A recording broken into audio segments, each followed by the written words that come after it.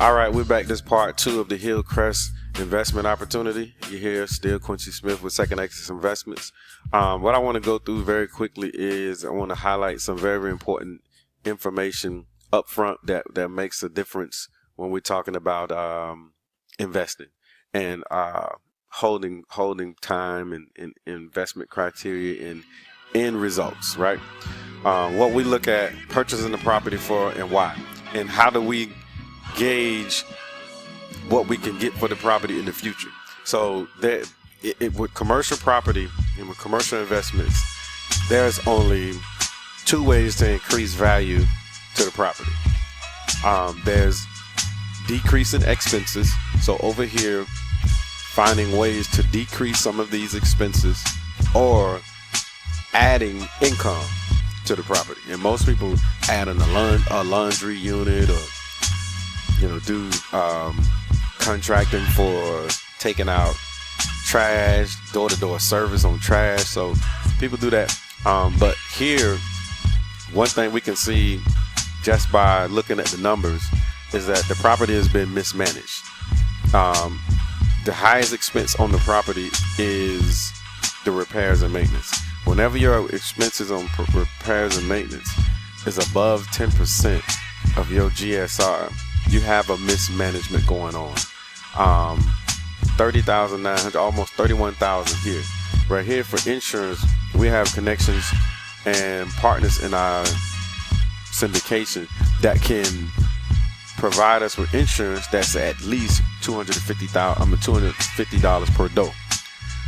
And that's industry standard. So here they're paying $16,031. That's above industry standard. So somebody came in that was not of the business, trying to get in the business, don't have the information at hand to know exactly what the industry standards are. So if you knew the industry standards was $250 per door, you wouldn't accept an insurance policy that would have you paying $382 per door. And where did I get that information from? Insurance right here. So they're saying they're paying $16,031 per year on an annual. And that's $382 a door. That's above industry standard. So once again, decreasing expenses, increasing income. How do we increase income? Right now they're saying that they're making $228,443 per annual on the property. So research market data. Market data shows me when I go into my rent data, I search in the area 2-bedroom rentals in a 12-month span in a 5-mile radius. The average rental income in that area is $759 plus or minus 14%. So the average is not as, for me in my investment criteria, I don't take averages. I look at it as a way of saying, if we plus this thing up and we do it absolutely immaculate renovation of this property, we can get this. But that's not what I'm shooting at. I'm shooting at the median. The median of the property right now, they're saying is $625. Okay, that's feasible. And here is what the investment property is producing. So here I just did a quick price of what they're paying. It's 42 units, and the average rental income they're getting is $491. So as we can see, $625. So they're grossly mismanaging this property. So how do we increase value to the property? We increase income, decrease expenses. I showed you a way where we can decrease expenses. Here's a way we can increase income. So I did an analysis of the market data and the market gross potential market rent, and I didn't even put it at $625. Right here we see this is information that's readily available. Of course, you got to have the information and the knowledge to find it, and also the resources to have the accounts to do that, which I do. So and well, like I said in the previous video, I always do things at the worst case scenario. So I didn't even put it in at a full 625. I believe I put it at 550 per unit for the 2 bedrooms and 500 per unit for the 1 bedroom. And the gross potential market rent is still $43,953, right? $57. So this property is making less than $43,000, almost $44,000 than it should make if it was managed properly. So let me give you an example of what that would look like.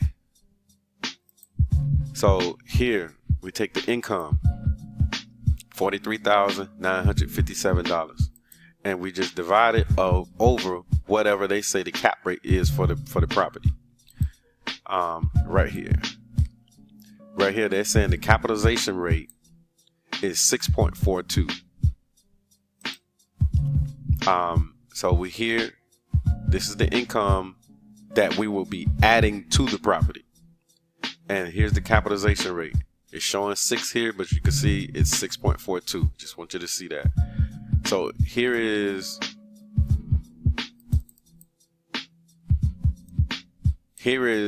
the value that we would add to the property just by making the property market ready for the rental income in that area. And that's 550 is not even the 625 that is the median rental price for that area. So $684,688. So almost $685,000 in value that we would add to the property just by fixing the management and the rental, get the gross potential market rent up to where it should be. Not at even at market rate, but where it could be and what it should be. And that's an easy fix. Once again, the way we add value to the property is decreasing expenses and increasing income. So when I talk to investors that want to syndicate, and I tell them, hey, in 3 to 5 years, we buy this property, hold it for 5 years, we can sell it for 2.5 million. We can sell it for 3, and walk away with pretty good income in our pocket at the end of the day. And it's confusing because most people don't get it. But here is a way. This is the reasons why I'm confident as an investor that can be done. Because we decrease these expenses. Like I say, $250 a door is industry standard for repairs and maintenance. On a high end property, $600 per door is an industry standard. These guys are paying $737 on a property that's not even a Class A property. This is a Class C. Maybe we can push it to a Class B property. But right now it's a C, almost a D property. So, of course, you go in and you fix it and you make it market ready. You can get it up to a C, maybe a B. But they're paying $737 per door for repairs and maintenance. Right now we have management companies in our syndication that manage our properties for 5%. That would be $10,873 per annual. Right now they're paying over $22,000 for the management, and that's $547.44 per door. Once again, increasing income, decreasing expenses adds value to these properties.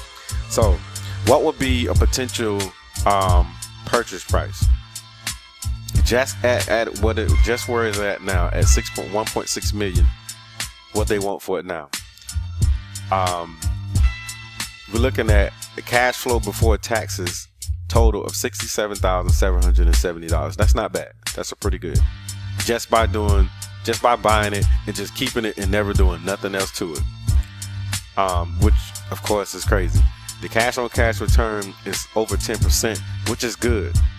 And the cash on cash over 10%, double digit returns is good. It's a great return. What's important right now is the cash on cash return of our equity partners, of our syndicated group of people that will put money in to clear this investment for us, is 6.12%. Now that's a good investment. That's a good investment because high interest rates on CDs and investment accounts are about 2.5%, maybe 3% at best, and that's below inflation rate. So here is a opportunity to invest in a property to get a 6% return on your money. But we're not satisfied with that, of course, because we're going to do great things with the property. We're going to increase the income and we're going to decrease the expenses. And right now we're going to come in and let the people know, hey, here's what's wrong with your property, and here is why we can't pay $1.6 million for it. So how we do that is I always hedge what I want to get for returns for the people that invest with me. So I go here, just like last video, D44, and I want to at least get them 10% return on their money by changing the purchase price. So that's D7.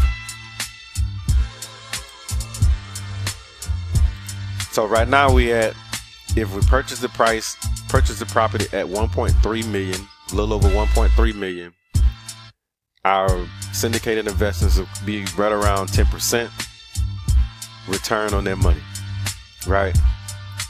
So that for me is a win. That's a win for me, and it's a win for the people that want to invest with me. So what I'll do here is I just put in the information here so I can see what percentage of what they would what percentage off the asking price of that offer would be.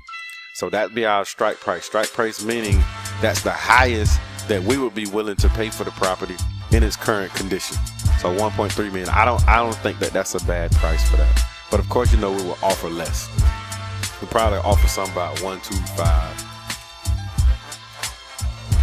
That will probably be the first offer. I would start negotiating here because I know they're going to counter. So I would negotiate here, and I would end somewhere around the 1.3 million. Anything above that, I'm out of the deal. So at its current state, here is what the property information would look like. The mortgage information, the purchase price would be the 1.3, the mortgage amount 1.1 million. So the down payment, which means the difference between this, we're going to assume this loan and pay the difference from what the loan amount is to what our purchase price is. So we would assume the $1.12 million loan, come to the table with $241,948. So we're going to assume that $3202 monthly payment, annual debt service $38,424. To close on the property, here's the closing costs associated with the property. Typically is 1 to 3%. Like I always say, I go high. So 3% closing costs, which is 3% on the purchase price of the property, which would be $40,858. There's no loan points because we're not gaining a loan. Only thing we're doing is assuming. So they don't charge loan points on an assumption. Acquisition fee is a fee that you have to pay when you're in a situation like this. It's anywhere from 3 to 5%, and I haven't seen 3% in the last 3 years. Most acquisition costs is 5%, so I don't even play with that. I just go ahead on and put it at 5%, so I can get my mind ready that it's coming out. That's $68,097. Other closing costs associated with how we find that is we take what we would need for repairs, capital expenditures up front, and our bank wants a reserve. So the capital expenditures would be our reserve. It would be our operating 2 months of our operating expenses, and an additional amount, which would come up to $56,372. Total closing costs $165,328. Total acquisition costs. Here is what it would cost for us to buy this property: $407,276 to get in this property. So if this property interests you and you would like to invest with me, give me a call at 804-675-8500. Thank you. This your boy Q from Second Exit Investments. Holla.